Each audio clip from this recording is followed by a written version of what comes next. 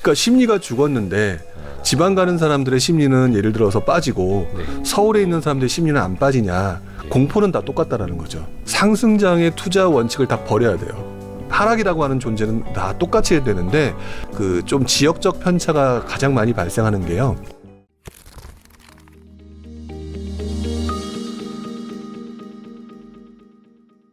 그리고 참 그 설명 중에 네. 갭 벌리기와 네. 갭 메우기 이렇게 네. 표현을 하시는 게 있더라고요. 네네. 이게 우리가 아는 그런 갭 투자, 뭐 전세 가격, 매매 이 갭이 아니고 가격의 차이인 것 같아요. 어떤 가격의 차이일까요? 그러니까 그 제가 여기서 말하는 갭은 전세와 매매 가격의 그 가격 아니고. 차이가 아니라 네. 매매 가격의 가격 차이인 것 같아요. 지역별 매매 가격의 차이.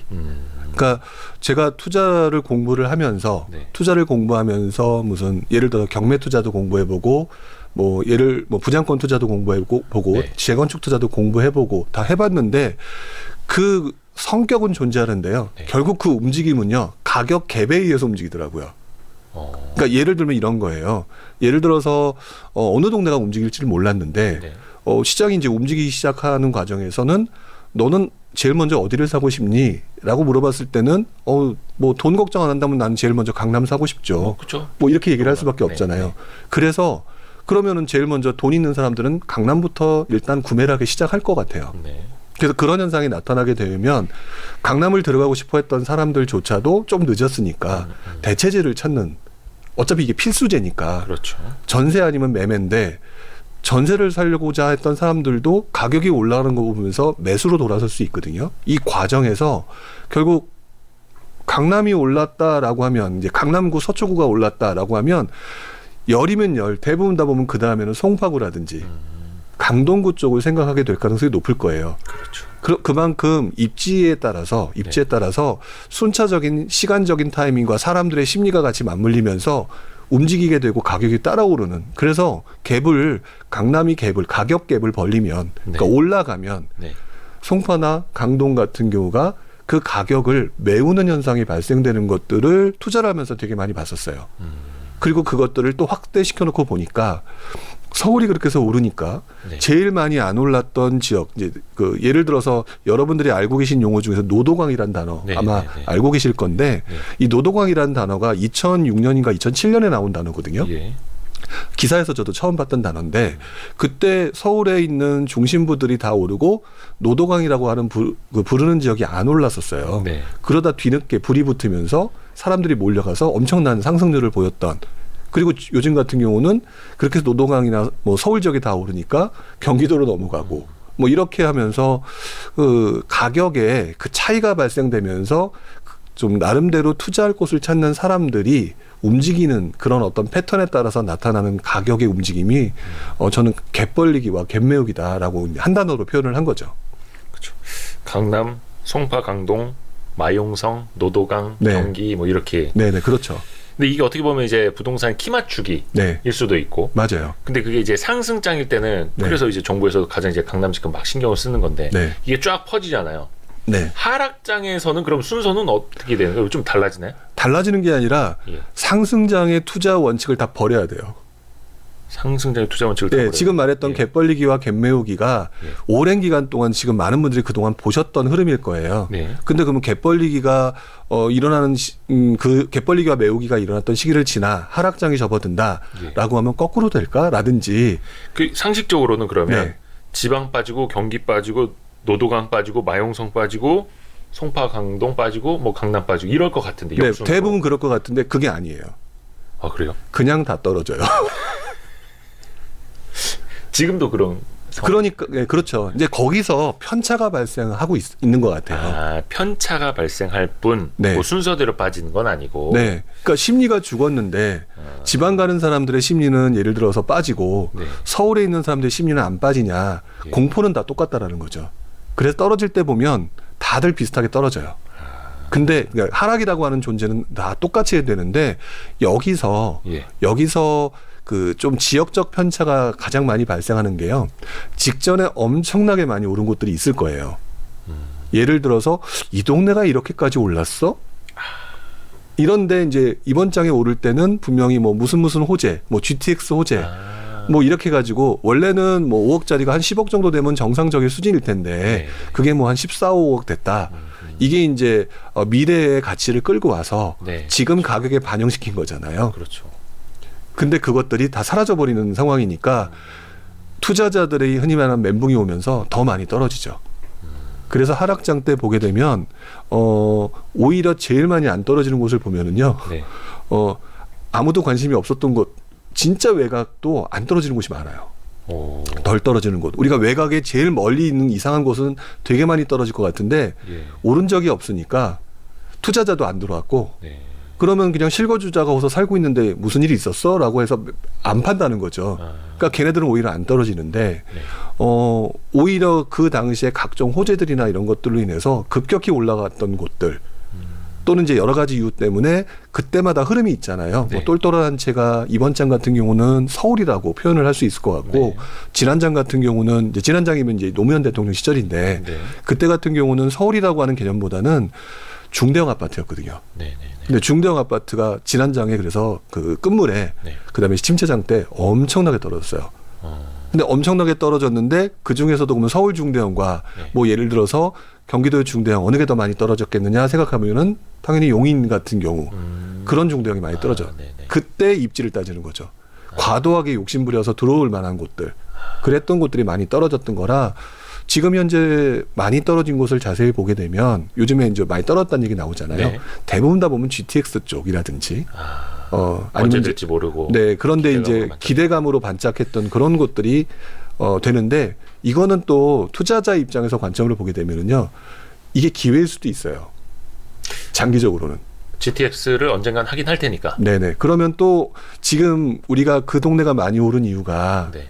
당연히 미래 가치를 끌고 온 거잖아요. 지금은 한 뭐 예를 들어서 한 10년 후에 미래 가치를 끌고 왔다면 네. 이 떨어졌다가 나중에 오를 때는 한 3, 4년 후에 미래 가치거든요. 눈에 보인다는 거죠. 그때 가면. 네. 보인다는 거죠. 그러면 그때는 그 가격이 그렇게까지 떨어지지는 않을 거라고 보여지고 네. 또 그 사이에 또 여러 가지 구체적인 게 나오게 되면 또 사람들이 몰려들면서 많이 오르겠죠. 그래서 투자자들 오래 하시는 분들을 보게 되면 오히려 그런 동네를 더 좋아해요. 남들은 뒤늦게 들어가지만 심리적으로 위축되고 분위기가 가라앉았을 때 오히려 그것들을 싸게 사는 그런 모습들을 보이는 것 같아요. 미래 가치를 땡겨오고 네. 급등했다가 또 내려갔다가 시간이 흐르고 그게 또 다시 현실화가 되고 네. 그러면 다시 이제 펀더멘털에 수렴을 하고 네. 주식 얘기 같은데 그렇죠. 똑같네. 그러니까 저는 제가 주식 투자를 뭐 감히 논할 정도의 수준은 아닌데 저는 이제 흔히 말하는 투자의 역사, 네. 투자의 역사 관련된 책을 되게 재미있게 많이 봤었어요. 네. 저는 부동산 투자도 사람이 하는 거라 네. 똑같다고 생각을 했고, 근데 해보니까 똑같아요. 다만 그 움직이는 속도가 주식의 속도가 한 200km라면 부동산은 한 50인 것 같아요. 그 정도일 뿐 사실상 본질은 똑같은 것 같다는 생각이 들어요. 역사가 똑같이 반복되지는 않지만 그 인간의 심리는 네. 그렇죠. 뭐 구석기 시대나 지금이나 네. 예, 비슷비슷한 거니까요. 네. 그럼에도 불구하고 네. 조금 시장이 뭐 쇠퇴기에 있을지라도 네. 혹시나 이것도 참 이게 욕심에 기반한 질문인데 네. 이런 시장에서도 수익이 나는 부동산이 있습니까? 있죠. 아 그래요? 이게 결국에는 가격이라고 하는 부분을 어떻게 활용하느냐일 것 같아요. 네. 사람들이 보면 제가 이제 그동안 하면서 경험한 분들을 보게 되면 대부분 다 어디에 집중하냐면 어떤 특정 투자 기술에 집중을 해요. 투자 기술이요? 네, 예를 들면 뭐 경매 투자, 뭐 분양권 투자, 네네네. 또는 뭐 재건축 재개발 투자, 네. 또는 이제 예를 들어서 뭐 강남 투자, 뭐 이런 식으로 본인들이 하고자 하는 투자 또는 관심 있는 투자 적절하게 요게 내 적성에 맞아. 그런 투자에 집중하는 경우가 상당히 많거든요. 네. 근데 저도 경험해 봤는데 이런 투자들이 하락장에 네. 또는 침체장에 오르지도 않는데 무슨 수익을 내겠어요. 근데 수익을 내는 방법은요. 결국에는 그 뭐 주식 관련된 얘기를 했으니까 워렌 버핏이 그랬다고 하잖아요. 싸게 사서 비싸게 팔아라. 그렇죠. 네, 두 번째는 그 1번을 잊지 말아라. 네네.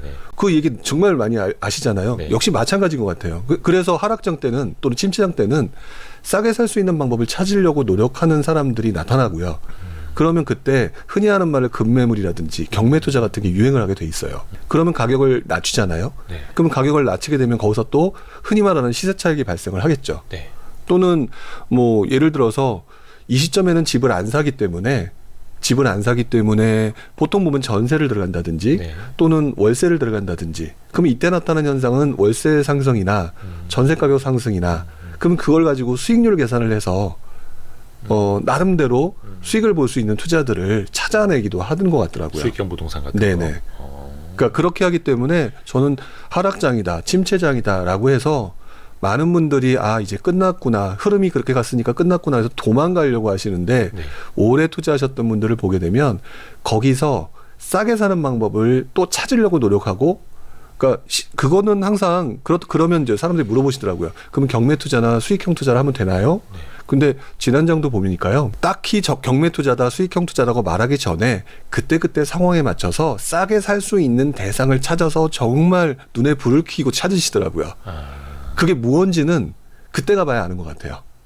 그래서 뭐 예를 들면은 지난장의 사례를 보게 되면 경매가 지난장에 굉장히 큰 기간 동안 유행을 했었는데 그 사이에 뭐 예를 들어서 빌라 같은 경우 부동산이 아파트 가격이 워낙 많이 오르니까 네. 상대적으로 오르지 못한 그 빌라, 네. 수도권에 있는 빌라, 또 그런데 월세는 조금 괜찮게 나오는 이런 것들을 뭐 미리, 왜냐면 그때 아무도 안 사니까 네. 금매로 후려쳐서 산다라든지 네. 그래서 수익률을 극대화시킨다든지 또 뭐 경매로 또 그런 물건조차도 또 경매로 낙찰받는다든지 이런 행동을 통해서 수익을 만들어내고 그때 상황에 따라서 그거를 단타를 할 거냐 또는 장타를 할 거냐 이렇게 사람들마다 행동이 조금씩은 달라지더라고요. 역시 싸게 살 수 있는 방법을 찾아야 된다. 네. 지금 또 싸게 사놓으면 뭐 지금이 이제 어떨지는 모르겠습니다만은 네네. 싸게 사놓은다면은 나중에 또 이게 또 수익을 줄 수도 있는 거고. 또 다시 돌아오는 상승장이 있잖아요. 네. 그러면 또 조금 길게 본다라는 차원으로 접근한다면 저는 나름대로 좀 그때 좀 편안하게 공부도 해가면서 부동산 사놓고 기다리는 투자도 괜찮을 것 같다라고 생각이 들어요. 물론 지금 당장은 아니겠죠. 지금은 방향성을 못 잡는 시기니까. 그리고 또 많은 사람들이 네. 다주택자들이 좀 이렇게 집을 정리를 하더라도 마지막에 이제 똘똘한 한 채는 남겨두지 않습니까? 근데 네네. 그게 상승장도 그렇고 하락장도 그렇고 뭐 책에도 쓰셨지만 똘똘한 한 채는 유효하다라고 네네. 말씀을 해주셨는데, 근데 떨어질 때는 또 뭐 순서 없이 다 네. 떨어진다라고 말씀해 주셨고, 최근에도 네네. 보면은 뭐 강남 집값도 뭐 호가인지 뭔지는 모르겠습니다만 많이 네. 떨어진다는 뉴스도 많이 나오고 네네. 있고. 그러면 이 똘똘한 한 채가 이게 유효한 건가요? 유효하지 않은 건가요? 그럼 어떻게 해석을 해야 돼요? 일단 그거는 이제 사람들마다 선택은 다를 거라고 생각이 들어요. 네. 근데 크게 부동산 투자에 고민하지 않는 분이라면, 네. 그러니까 부동산 투자로 여러 채를 사가지고 수익을 극대화시키겠다 이런 뭐 강력한 욕심이 없는 분이라면 네. 똘똘한 채가 훨씬 더 유효하죠. 네. 왜냐하면 똘똘한 채라고 얘기하는 부분을 뭐 가장 뭐 우리가 쉽게 표현하는 네. 강남을 사례를 보게 되면. 제 기억으로 2002년인가요? 2003년도에 지금 도곡 렉스리라고 불리는 네. 네. 도곡주공 네. 아파트가 2억 3천이었어요. 제 기억으로. 근데 지금은 20억, 30억 뭐 그 이상 얘기를 하고 있잖아요. 네. 그러면 그 구간 내에, 그 기간 내에 안 떨어졌겠느냐는 거죠. 오르기도 했지만 떨어지기도 했고. 근데 보게 되면 그 구간을 좀 잘라서 놓고 보게 되면 오름폭은 훨씬 더 크고요. 똘똘한 한 채가. 네, 그렇죠. 훨씬 더 크고요. 하락폭은 현저하게 낮은 편인 것 같아요. 근데 이제 특정 구간에 하락하는 구간만 보게 되면 손해인 것 같지만 결국 그 이후에 이번 장 다시 들어와서 하락했던 뭐 예를 들어 강남에 있는 모 아파트가 지금은 또 상상을 하지 못할 만큼 또 올랐잖아요. 네. 뭐 이런 부분들이 발생하니까 결국 인플레이션이라는 거 생각하고 그다음에 적정의 어떤 시기적 상황에 따라서 떨어질 수 있는 거 감안하더라도 결국 가치는 오히려 똘똘한 것들이 크게 더 반영이 되더라라고 하는 거는 거의 변함이 없었던 것 같아요. 가끔 여기다 반론을 제기하신 분들이 인구 얘기들을 많이 하시던데 네. 인구 부분은 아직까지 현실성 있게 와닿아서 하려면은 앞으로 좀 더 한 10년 정도 후의 얘기일 것 같아서 네. 지금 투자를 하거나 지금 관심을 갖는 분들한테는 그다지 이렇게 적용하기는 좀 어려운 것 같고요. 그리고 또 인구 얘기 나오는 것 중에 가장 심각하게 그 닥칠 곳은 지방의 외곽이지 아직 서울의 중심은 아니잖아요. 그렇죠. 네, 그러면 똘똘한 한 채라고 하는 부분도 흔히 말하는 뭐 광역시의 중심이라든지 서울의 중심이라든지 이렇게 접근하면 크게 문제 없이 유효하다고 저는 생각이 들어요. 그 어디든 그 지역의 코어, 네, 핵심 지역. 그렇게 떨어졌다는 뭐 도쿄도 많이 올랐다면서요. 물론 이제 똘똘한 한 채라는 게 굉장히 상대적인 개념일 수도 있고 또 네. 책에서도 은평 뉴타운이 똘똘한 한 채일 수도 있는 거다라고 쓰셨더라고요. 네네네. 그리고 또 마용성 같은 경우도 그래도 전국으로 치고 또 서울 내에서도 비교적 똘똘한 한 채에 속하지 않습니까? 네네. 근데 이제 거기도 충격이 없지는 않을 거란 말이죠. 네네. 그러면 향후에 이런 네. 데들은 좀 어떻게 볼 수 있을까요? 일단 저는 그 똘똘한 한 채라고 하는 게 상대적인 개념이라고 생각을 하거든요. 네. 돈 있는 사람한테는 강남이 똘똘한 한 채일 것이고 그렇죠. 더 많은 사람한테는 빌딩이 똘똘한 한 채일 거예요. 근데 은평뉴타운의 예를 든 거는 아마도 뭐 그 주변에 은평구라든지 고양시 쪽에서 바로 근접 지역에서 사는 사람 입장에서 볼 때는 나름대로 가고 싶어하는 곳이라는 거죠. 그러니까 마용성도 마찬가지인 게 마용성이라고 하는 동네를 기준으로 보게 되면 그 건너편에 있는 동대문구나 성북구랑 비교해 봤을 때 사람들이 마용성을 더 가고 싶어 하는 게 맞다라고 보여지거든요. 그러면 결국 이게 순차적으로 발생하는 것 같아요. 강남부터 움직이고 마용성부터 움직이고 그다음에 뭐 은평 같은 데는 좀 나중에 움직이겠죠. 이런 거를 보면서 조금 시간적인 개념을 내가 돈이 없으니까 나는 은평뉴타운에 갈 수밖에 없어. 근데 이런 사람들이 예를 들어서 뭐 대출 뭐 10억 받고 20억 받아가지고 강남 가봤자 네. 시장이 꺾이면 이분들은 역 레버리지 때문에 그렇죠. 그냥 장렬히 전사하는 거죠. 네. 그러면 그분들이 살아남고 꾸준히 상승장에 맞춰서 좋은 곳, 결국 궁극의 목적지 이런 강남으로 들어간다라고 하면 은평뉴타운에서 마용성 가고 마용성에서 강남 가고 이렇게 세 번의 타임으로 건너뛰는 그런 어떤 노력을 펼치는 게 투자 기간이라고 하는 게 뭐 예를 들어 지금 30대 40대라고 하면 앞으로 3, 40년 남으셨을 텐데 네. 충분히 가능하고 그 이전에도 빨리 달성할 수 있는 기간은 있다라고 저는 생각이 들거든요. 이게 참 지역별로 여쭤봐서 좀 그렇기는 한데 네. 아까 이제 노도강도 이야기가 나와가지고 네. 노도강은 제가 잘 몰라서 그런데 네. 사람들이 그래도 서울에 살고 싶어서 네. 서울에 들어가려고 해서 가격이 마지막에 이제 오른 겁니까? 아니면 그냥 다 오르다 보니까 마지막에 오른 겁니까? 그게 복합적인 것 같아요, 저는. 어떤 특정 사람이 가지고 있는 돈은 분명히 유한한데 네. 그 사람의 아마 궁극적인 목표는 다 강남이라고 하는 코어를 들어가고 싶어하는 욕심일 것 같아요. 네. 근데 그분이 선택지를 선택하는 데 있어서 강남은 불가, 마용성은 너무 많은 대출, 뭐 이런 것들이 자기 상대적인 상황이 존재를 하니까 근데 또 거기다 보면은 그 자기 한계선을 대부분 다 사람들이 정해놓는 것 같아요. 네. 나는 그러니까 노동강 바로위가 또 의정부잖아요. 네. 나는 의정부에 살 사람은 아니야. 뭐 이렇게 생각하시는 분들도 있잖아요. 물론 이렇게 말하면 의정부 계신 분들 굉장히 속상해하시거나 기분 나빠하시겠지만 또 나름대로 보면 사람들이 자기는 여기 이상을 가고 싶다라고 하는 한계선을 두는 것 같아요. 그건 엄연한 현실이니까요. 네네. 네. 그랬을 때 결국 거기서 어떤 특정 시기에 네. 이게 몰려가는 현상이 발생하는 것 같고 그래서 노동강이 급등했던 것 같아요. 그러면 노도강의 미래는 혹시 어떻게 보시는지? 일단 서울이고 그리고 그 지역은 기본적으로 그러니까 노도강이라고 말했던 지역에 보면 학군이라고 하는 좋은 부분이 있잖아요. 교육. 예. 그리고 뭐 아무래도 서울이라고 하는 곳에 도시 계획을 보게 되면 아마 그 지역 같은 경우는 재건축과 재개발, 그다음에 뭐 상계 창동 개발 뭐 이런 것들이 다 포함되어 있어요. 그러니까 개발이라고 하는 미래 관점으로 보게 되면 도시가 변화할 때 고시면은 틀림이 없겠죠. 네. 그래서 조금 두루뭉술하게 얘기하게 되면 좋다. 선호하는 서울이고 그 중에서도 나름대로 개발 포인트가 존재하는 곳이니까 좋겠죠. 네. 근데 문제는 그거예요.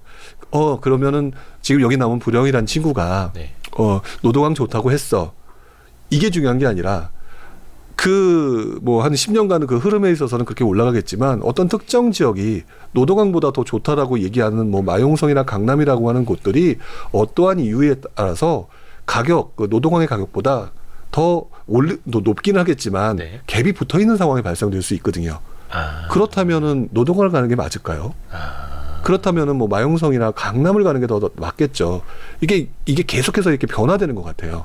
그래서 아까 그 갭 벌리기와 갭 메우기 이거를 항상 기초적으로 머릿속에 넣어놓고 있어야 되는. 네, 저는 그렇게 생각을 하고 있습니다.